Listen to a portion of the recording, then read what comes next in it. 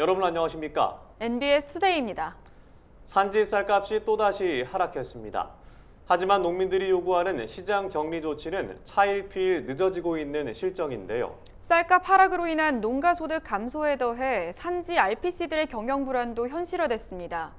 상황이 더 나빠지기 전에 정부가 추가 대책에 나서야 한다는 목소리가 커지고 있습니다. 손현진 기자입니다.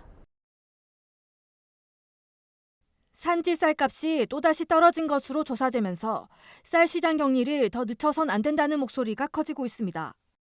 통계청에 따르면 지난 15일 기준 산지 쌀값은 20kg 한 포대당 47,774원으로 전순기 대비 1.4% 떨어졌습니다. 지난해 수확기에 비하면 10.8%, 지난해 같은 시기보다는 14.3% 낮습니다. 벼값도 크게 떨어졌습니다. 지난해 수확기에 조곡 40kg 한 포대당 가격은 67,000원이었지만 현재는 54,000원대로 13,000원가량 내려앉았습니다. 가격이 더 떨어지기 전에 벼를 처분하려는 농민이 늘면서 투매 분위기가 나타나는 등 산지 거래는 큰 혼란에 빠진 모습입니다. 지난해 수확기에 벼 매입량이 늘렸던 산지 농협의 손실도 확대되고 있습니다.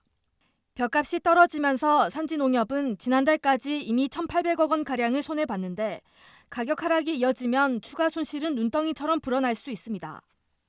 농협 전체적으로 따지면 3월 말 재고량으로 봐도 1,800억이 손실이 된다는 거예요. 전나만 하도 540억이 적자고. 그래서 지금 우리가 시장 격리를 빠른 시일 내에 4월 중에 좀 해주시라 희망 그 얘기입니다.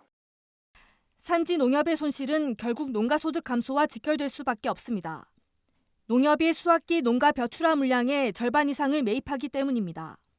대규모 손실에 따라 산지 농협의 재정이 악화된다면 올해 수확기에는 벼를 적극적으로 매입하지 못할 가능성이 높습니다. 이처럼 산지 상황은 최악으로 치닫고 있지만 지난 2월 추진한 1차 시장 격리 이후 추가 대책은 나온 게 없는 상태입니다.